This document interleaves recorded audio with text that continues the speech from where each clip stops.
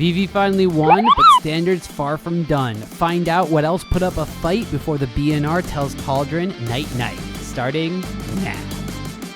Another weekend and another Spotlight series. This time around, it was over in EU as Magic Spotlight Liverpool happened this past weekend, slogging us through the standard format once again as competitors look to take down that Infinity Gauntlet trophy, as well as potentially get a last hurrah of some of their favorite standard cards with a banned and restricted announcement on the horizon of next Monday.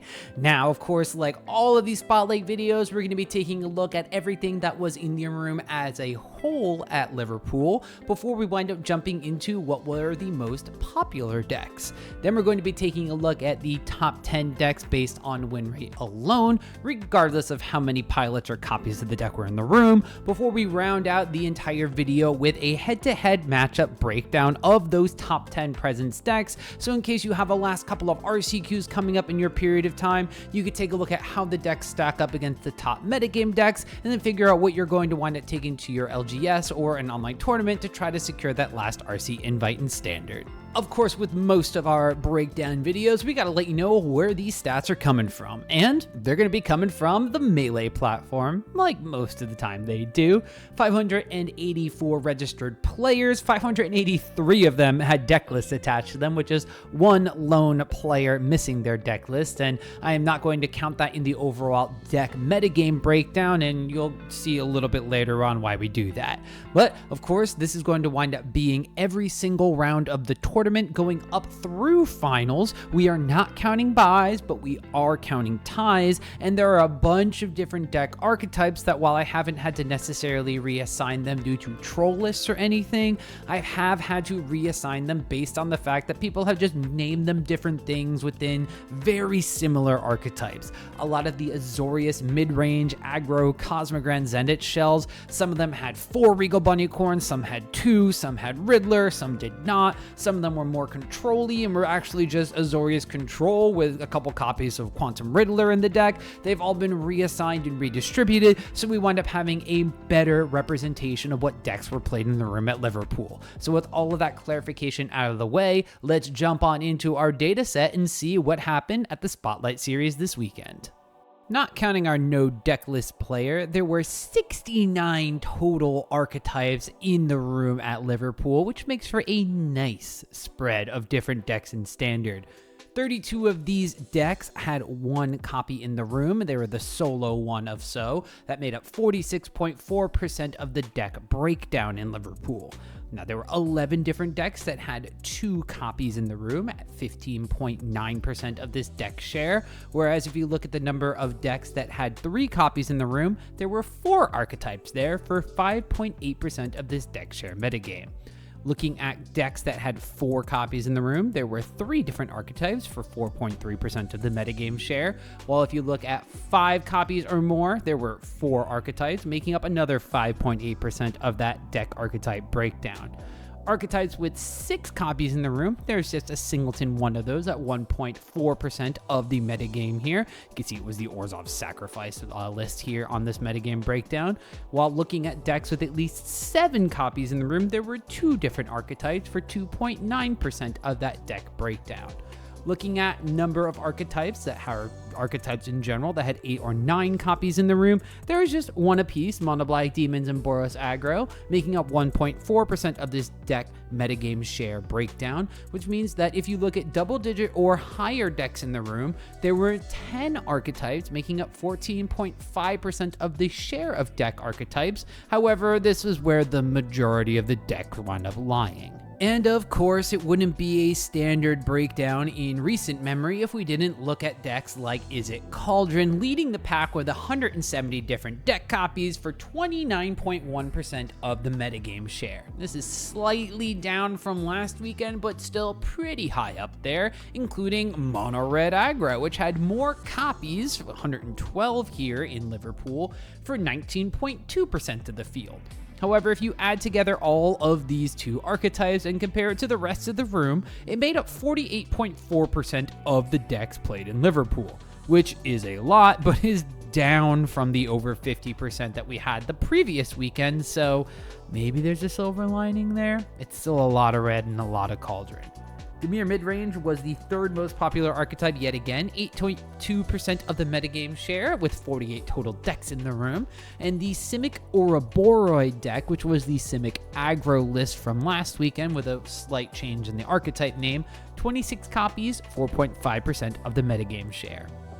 Sultai Reanimator, which is that superior Spider-Man reanimation deck, 23 copies made up 3.9% of the metagame share here in Liverpool, while Azorius Control, the two-color control deck, was still the most played of the variants here, 21 copies and 3.6% of the metagame share.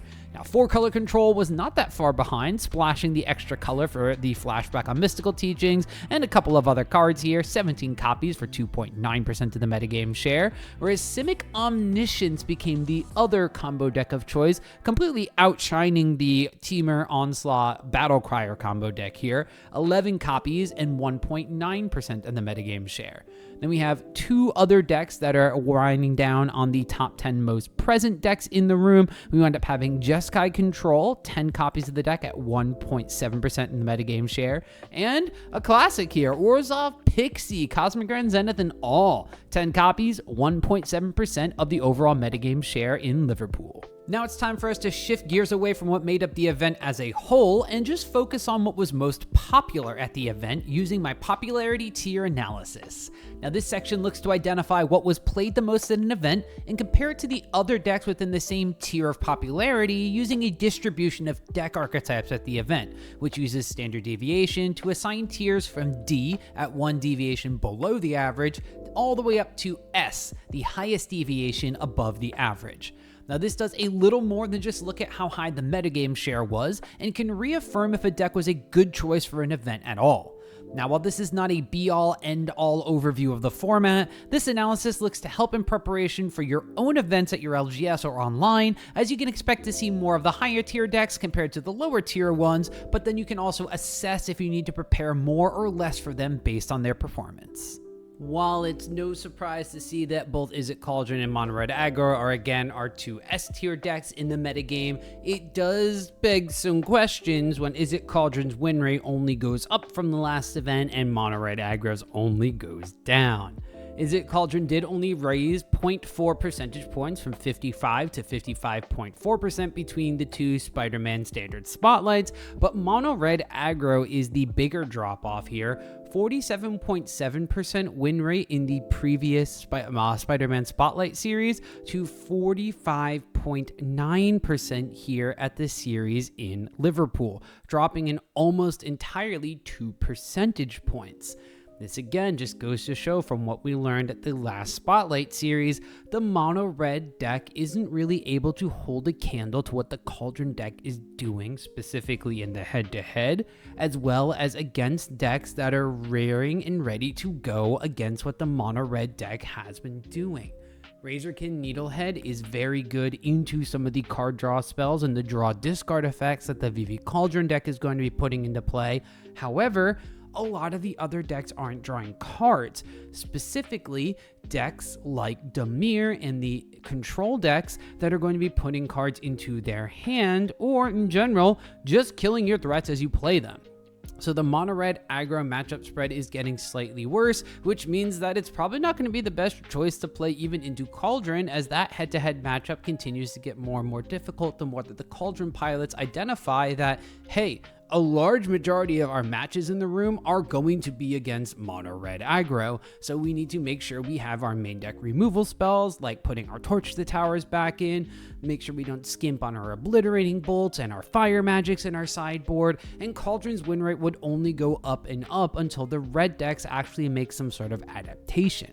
Problem is, I'm not quite sure what red pilots are going to be able to adapt to make this matchup better without sacrificing even more against the field.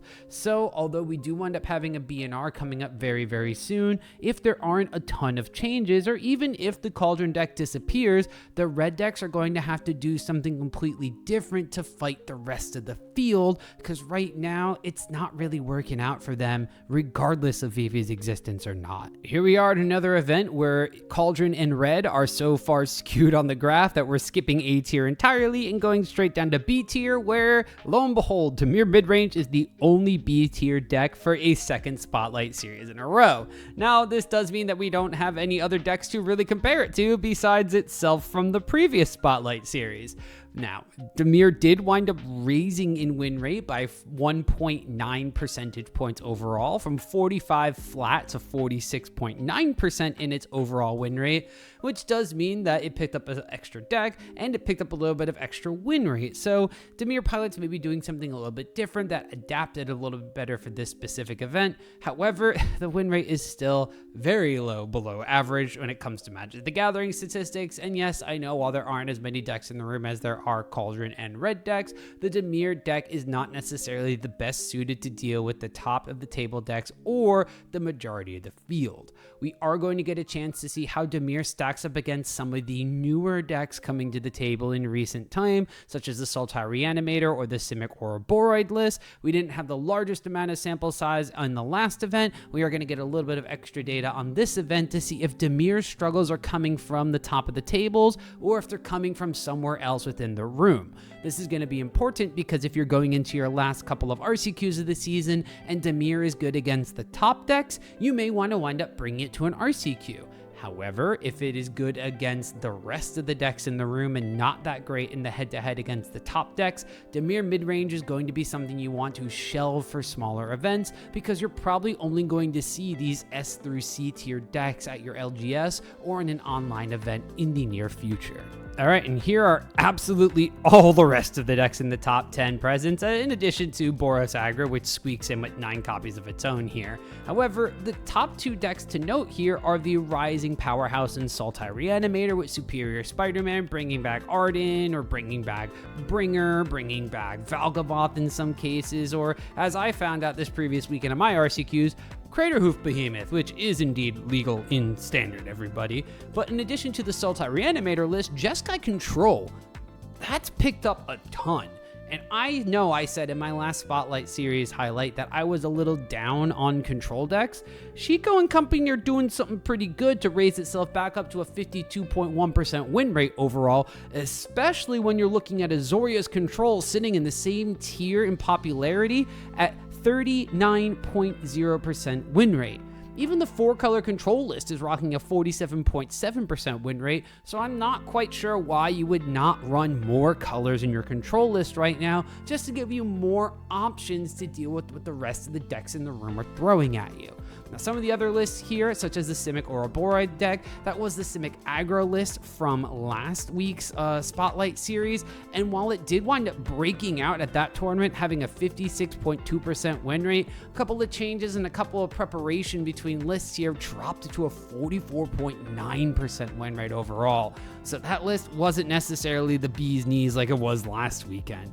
Now, the Simic Omniscience deck, using Kona to put Omniscience into play and then doing what Omniscience and Meringue River Regent do best, back to back and back and back and back, didn't have the highest success right here. 44.3% win rate overall for that deck, whereas the Temur Battlecrier combo or the Onslaught combo deck had a 45.1% win rate last week at the Spotlight Series. So this combo deck taking its place didn't necessarily work out for pilots. We also have Orzhov Pixie and Boros Aggro kind of hanging out here at the bottom. Both of them are rocking sub 50% win rates. Boros Aggro actually falling down to almost 40% win rate overall, which is even further than it was last week, 47.6% down to 42.9%. It's looking pretty grim for the aggro lists, unless you start looking at some of those leyline lists like the one that won the event last weekend. Going from what was popular to what performed well, this next section is going to take a look at the overall highest win rate decks, regardless of the number of decks that were actually played.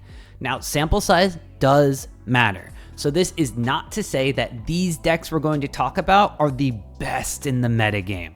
No, instead, this looks to give brewers and deck artisans alike some ideas, as this snapshot here gives a peek into what was out there and performing at this specific event. So you can take some ideas, see some cards you may have missed, and then try to plug and play them in your own lists, or take one of these lists to your local event to see if you can really go the distance.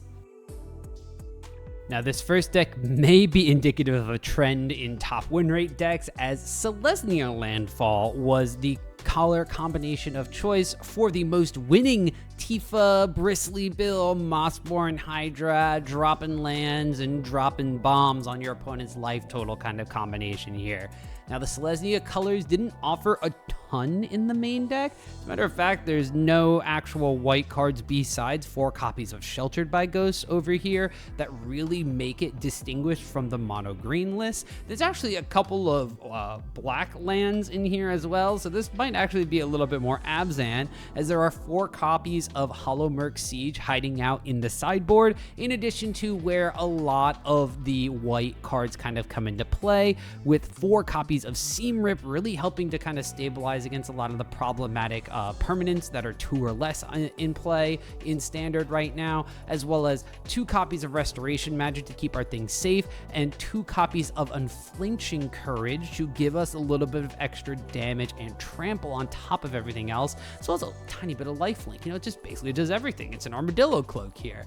But Mattias Jorstedt, I'm sorry if I mispronounced that name, overall wound up putting up 34th place overall with a 10-4-1 record. The list is down below in the description if you want to see what a white and little bit of black splash does to your Tifa Landfall decks.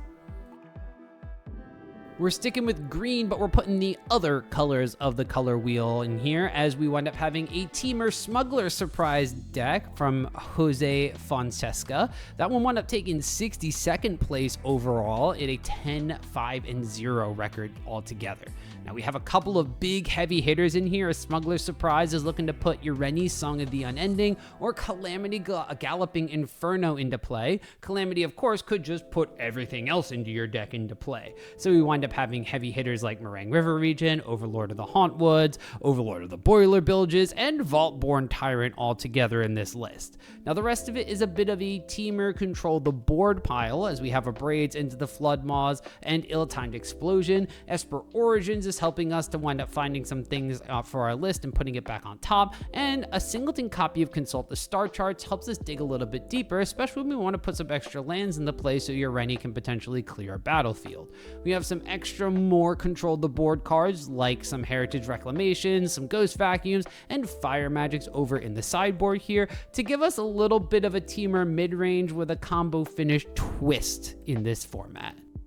Sultai Control had a couple of copies in the room, including the list by Alex Campbell that wound up taking 79th place overall with a 9-6-0 record, and this Sultai list was looking to use cards like Consult the Star Charge and Rakshasa's Bargain to give itself massive amounts of card advantage and play the Control the Battlefield game before ending the game with Meringue River Regen or the actual Disruptive Stormbrood Dragon, and potentially just casting Petty Revenge and using the smaller dragon to actually end the game eventually.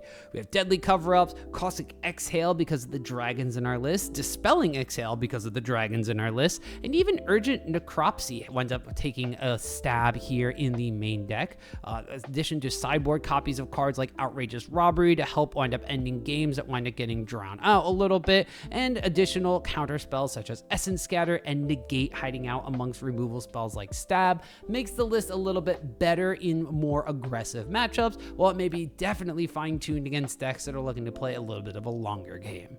All right, I told you we were starting something. A second version of Landfall hits the list here, as Gruul Landfall had some copies in the room, like a list by Oscar Wass that took 77th overall with a 9-6-0 record total. This one kind of copies what the Fisher family was doing last weekend, with World Souls Rage being the main draw to adding red to the main deck, and the rest of it pretty much being mono green. Now, there was the Singleton Island and 4 copies of Dragonback Assault in the sideboard, so this is more of the same kind of stuff that we saw being played at the Spotlight Series last weekend and putting up results into another top 10 win rate finish. Now, there are 2 copies of Magebane Lizard in the sideboard here, so any of those spell slinging type decks, that's going to wind up getting punished by that stacking damage coming out from here, whereas we wind up having multiple copies of Siege Ship Impact in this sideboard here with no Paw Patch formations to be found this time around. Getting into a couple of lists that actually did not day 2 but still put up some pretty impressive results, we have an Esper mid-range list here from Alvar, Risquez, Sanchez, which is basically a Dimir mid-range deck but splashing white for some main deck cards like 2 copies of Voice of Victory, 2 copies of No More Lies, a singleton copy of Get Lost, and 3 main deck Seam Rips. So this is going to wind up giving the Dimir list a slightly different angle of attack, and you're not doing pixie type things, so there's no Cosmic Grand Zeniths in sight. Instead, you're kind of trading in some of your potential slower beatdowns for some utility creatures like Voice of Victory that winds up doing something that the Dimir deck struggles with, which is shutting down your opponents during your own turn and allowing you to do things like stick a Kaito if they don't wind up having anything on their side of the battlefield, or if you can remove something from their side of the battlefield first. This does muck up the mana base a tiny bit. We wind up having to put in some Flood Farm Verges, a Concealed Courtyard. We even have Meticulous Archives in here, and there are actually 4 copies of Starting Town in this top placing list, and no copies of Multiversal Passage. We do wind up needing to have Starting Town to make sure we can create the 3 colors of mana, even if it comes into play tap later on, and even if that means that we need to make some sacrifices like running 8 total Shocklands of Godless Shrine and Water Regrave to turn our Verges online. Now there are a couple of copies of Beza the Bounding Spring in the sideboard, so you can play a little bit of a slower game post board, including 2 copies of Deadly Cover-Up and then multiple hand disruption effects like Duress and additional Tishana's Tidebinders over here to make those more control matchups a little bit grindier for you. Dimir Riddler, a slightly different take on the Dimir mid-range list that doesn't actually add any colors into the list. There were 2 different copies of the deck, including one by Gia L8 that wound up going 5-3 and 1 tie, just missing out on day 2 at the Spotlight Series.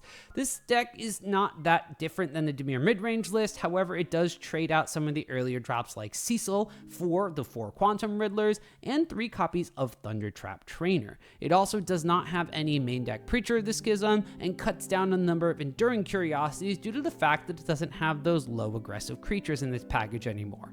Instead, we're doing things like Splash Portal and Tragic Trajectory, trying to keep our Quantum Riddler around as early as turn 3, and then playing the control style game with some spot removal and counter magic like Phantom Interference, 3 Steps Ahead, Shoot the Sheriff, and Bitter Triumph. A lot of the Dimir mid-range staples see their sideboard spots here. 3 copies of Tishana's Tidebinder, some Fey-Bloom tricks in there for the other Dimir kind of mirror matchups, and 2 copies of Preacher of the Schism. We even wind up having an extra Enduring Curiosity and our Cecil Dark Knight in the sideboard, just in case we want to switch it up to be a little bit more aggressive in specific matchups. I feel like there's a couple too many Dimir decks down here in these top 10 win rate areas, as a singleton copy of Dimir Control from pilot Daniel Toledo wound up taking 180th place. So Daniel unfortunately did not make day number 2, but he did make some waves with Doomsday Excruciator, which is something we haven't seen for a little while in Standard, but this is pretty much a stock up control list. Running 4 copies of stock up. We even have 4 copies of Installed the Star Charts, plenty of counter spells, like 4 main deck copies of Essence Scatter, but then we wind up having tons of removal as well. With Locust Spray, Shoot the Sheriff, Arch Enemy's Charm, Feed the Cycle, Long Goodbye, Stab. So many different cards in here to try to win the game, and or at least prevent our opponents from doing so while we slowly grind them out of cards, as well as Outrageous Robbery, which in combination with Doomsday Excruciator could potentially just end the game outright for our opponents. Alright, I think this is the 3rd version of a Landfall deck we have here, and this one actually gets rid of all the extra colors and goes back to mono green. Singleton pilot Sam Bainbridge did not make day 2 with his 5-4 and 0 placing mono green version of the Landfall deck. However, this one is pretty much stock standard for what we have come to expect from the Landfall archetype.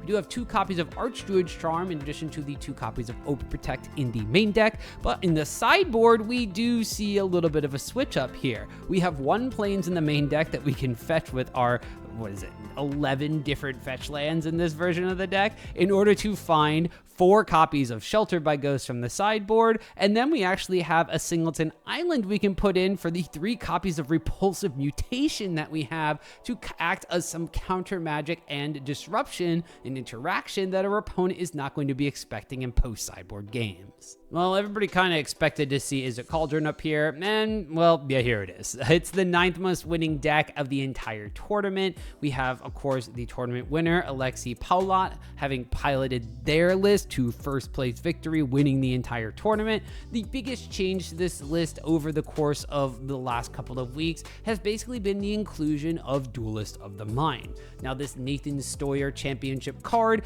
is going to be doing a couple of different things, and most importantly, plays extremely well with Proseidetic Memory, making it basically double the amount of power and potentially ending games very, very quickly with Flying and Vigilance, and doing something that Steam Core Scholar can't quite do, which is attack for double-digit damage almost every single turn that it's going to be active.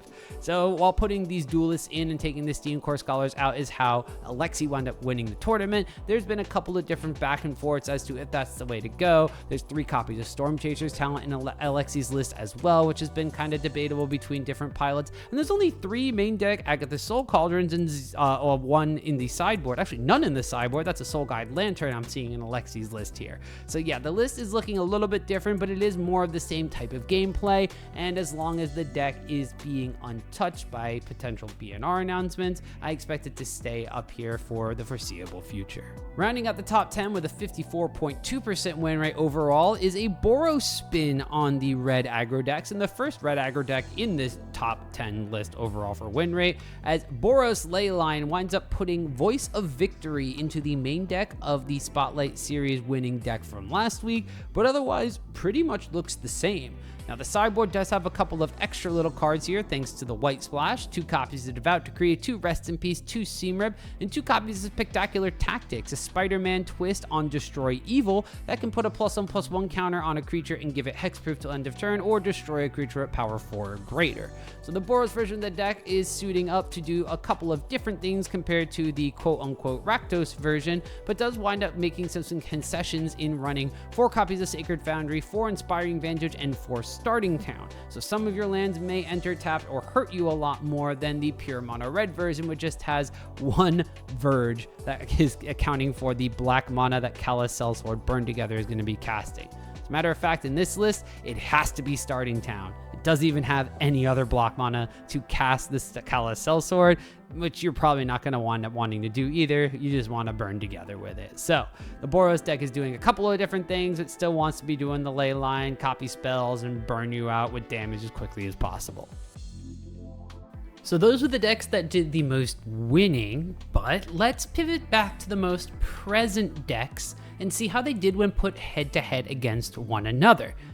Like winning, but in a different metric. Now, I like to take a look at this specific matchup matrix because it gives us insight into what you should expect to play against if you decide to try one of the top decks, and how it should stack up against your own RCQ, Magic the Gathering online league, metagame, or any other sort of event you're going to go to in just a short amount of time after this video. Again, keep in mind sample size of these matchups, as not every deck played as many games against all the others. I don't even know how much that I should be talking about the Izzet Cauldron list with Monday's announcement up and coming. However, just looking at this matchup spread across all of the decks in the room, at least the top 10 of them, something's got to give here. Izzet Cauldron only increased its win rates and then did not have a singleton deck in the top 10 presence that was below 55.6% win rate. And that was the quote-unquote newcomer to the top 10 presence decks here, Simic Omniscience. That was 55.6% win rate for the Izzet Cauldron list.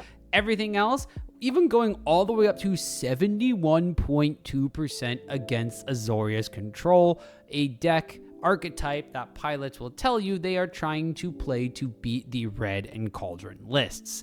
Now, looking at the rest of the room, some decks had to be doing something pretty good because there's a 55.4% overall win rate, but when you look at the non-mirror match win rate, 59.4% overall, which means that Vivi was also beating up on a lot of the other deck archetypes in the field. So at this point in time, Vivi Cauldron, whether it's evolving into Duelist of the Mind, Storm Chaser's talent, whatever it's doing, the core engine of the deck definitely has to eat some sort of nerf in the upcoming BNR announcement. Otherwise, we are going to see a lot more Cauldron for the foreseeable end of 2025 and maybe even going into the beginning of 2026. I don't know if there are any specific cards in Avatar or Lorwyn or TMNT or anything that slot directly into the list, but I do know that this powerful combination of cards is slogging through decks that are supposedly trying to hate on it with great success. So, if you are playing an RCQ this weekend in the last RCQ of the season, I do not have a good deck archetype for you to play if you want to try to beat the Cauldron decks. Actually, I do. It's called playing Cauldron yourself and giving yourself the 50-50 shot.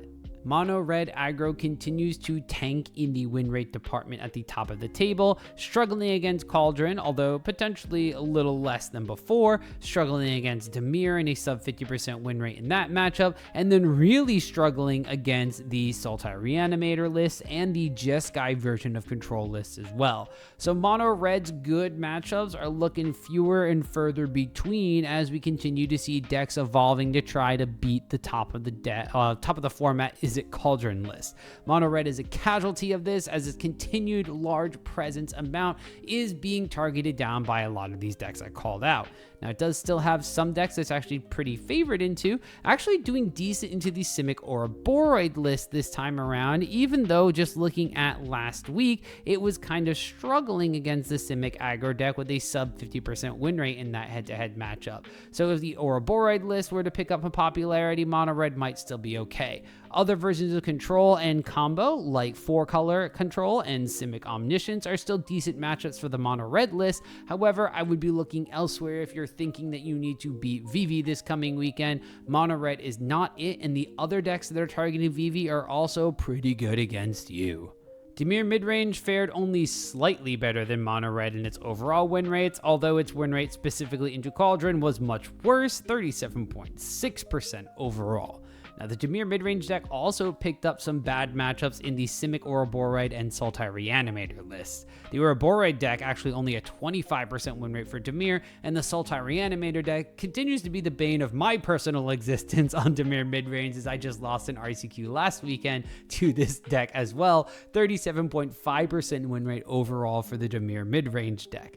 However, Dimir is still touting a decent win rate against some of the slower and control-y decks, as well as doing good against the Simic Omniscience deck, surprisingly, able to disrupt a lot of what that deck is doing before Kona is able to hit the table and stay protected. Although these are smaller sample sizes overall, it does go to show that Dimir does have some decent matchups at the top tiers of the table. However, again, if you're looking to beat Vivi, this ain't it, Chief.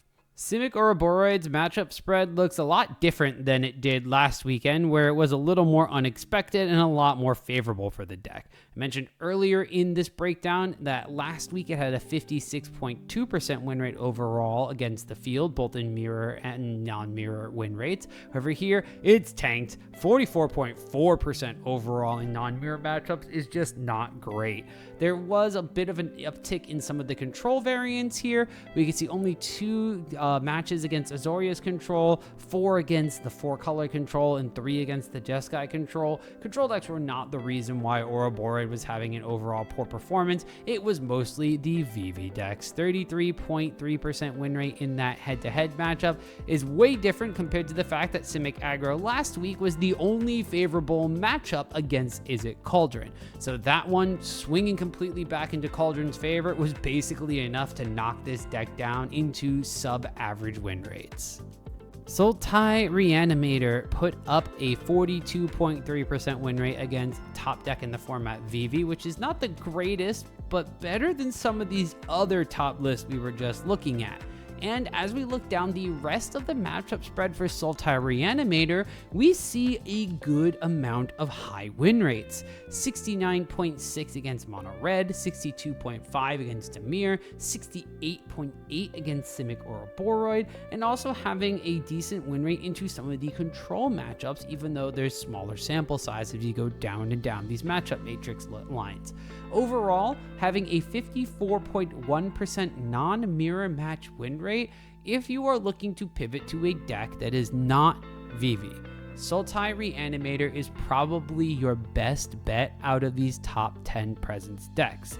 Now, be forewarned, that does not mean that the Sultai Reanimator deck is an easy deck to play. There are a lot of intricate lines with things that you can do to bring cards back from your graveyard, and Bringer of the Last Gift is an interesting card to read when you pair it with Superior Spider-Man.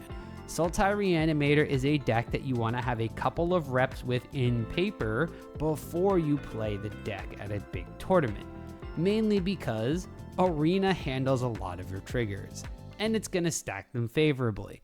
The judge at your table and your opponent are not going to let you do that. So if you want to practice the Sultai Reanimator deck to have a good spread against the field and rival some of the Vivi Cauldron decks in the format, please sleeve it up or proxy it, that P word there, so you can test it with your friends, walk through your triggers at the table, and know what you're doing to avoid some game rules violations. Stop playing Azorius Control. I know I'm targeting a lot of people with that statement, but at this point in time, looking at the matchup spread, I don't really know why you're playing it compared to some of the other colors of Control. You have an abysmal Vivi matchup. It is actually the worst, I believe, here in the top 10 matchup matrix decks. You are okay into Mono Red. You have a 60% win rate overall. That's pretty good. You're breaking even against Dimir, Simic, Sultai. You're not necessarily even breaking even against the other control variants. The Pixie lists, which weren't very popular previously, are something that you can kind of contend with, but look at the small sample size in all of these head-to-head matchups. You need to look at those top two decks in the room. You need to look at the fact that Mono Red is declining overall in win rate. You need to look at the fact that Izzet Cauldron is still the best and the most popular deck in the room. And you need to look at the fact that as much as you are trying to target those top two decks, the rest of your matchup spread is suffering. 38.9% win rate in non-mirror matches against the rest of the field is awful. The Azorius Control deck does not have the leniency that the Shiko Jeskai lists have, or the sort of redundancy that the 4-color control lists have with the Mystical Teachings package to find the exact cards when it needs, and it needs to really configure its deck to have the proper answers. The downside is, clearly blue and white don't have the proper answers that red and black are offering the other control variants. So if you have access to Shiko, if you have access to Mystical Teaching, if you have access to the lands more specifically, you should swap your control list over to a 4-color or Jeskai control list. If you are stuck on Azorius, look at trying to pick up Quantum Riddlers. Whether you keep Quantum Riddler in your control shell or pivot more towards what the Azorius mid-range decks were doing, you're going to thank yourself in the long run if you are playing in the next few weeks of Standard. Speaking of other control decks, 4-color control here using the Mardu spells to deal a little bit extra damage, deal with some problematic permanents, and most importantly, have Mystical Teachings as a pseudo-tutor package for your deck, is putting up slightly better results than its sibling deck in Azorius Control.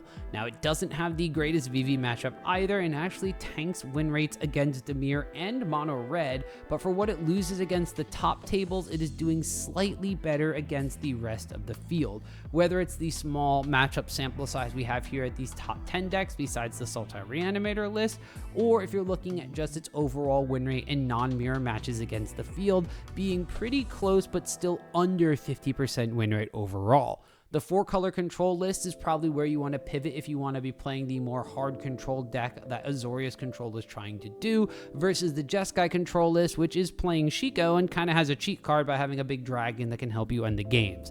4-color control is where I would go if I was a control connoisseur, and this is where I would look to try to maximize my package of specific hate cards, because I can tutor them with mystical teachings and have basically virtual multiple ways of finding them, or virtual multiple copies in my hand or in my deck, so I always have them for the matchups that I need, and I can bolster my win rate in ways that the Azorius deck just can't do.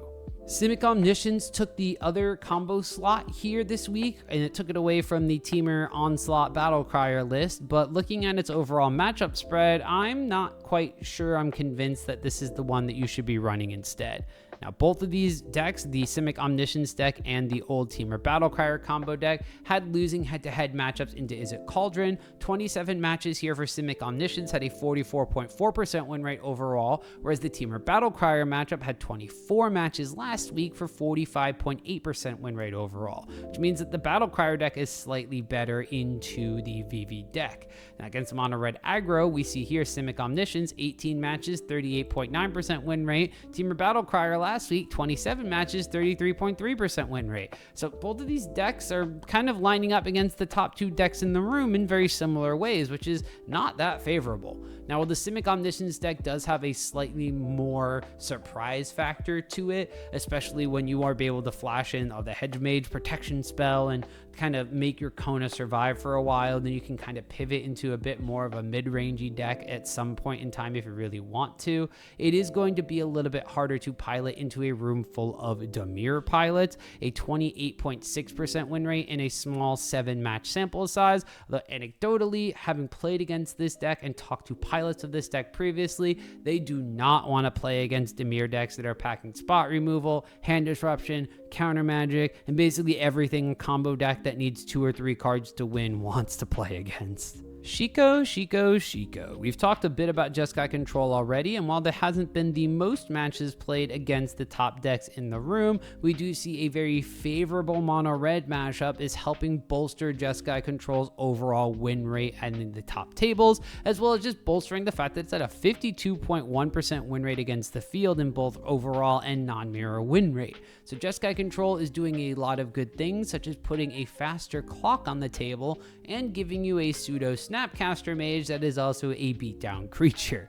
Now, I know that Shiko is going to be able to do a ton of different things besides just flashing back things like Lightning Helix, as Split Up is a card that this list is going to be able to maximize a lot better thanks to Shiko being able to bring that one back from your graveyard as well. And if your opponent is getting on the aggressive and has their creatures tapped down, it is a one-sided board wipe that leaves you with a big flying dragon beater.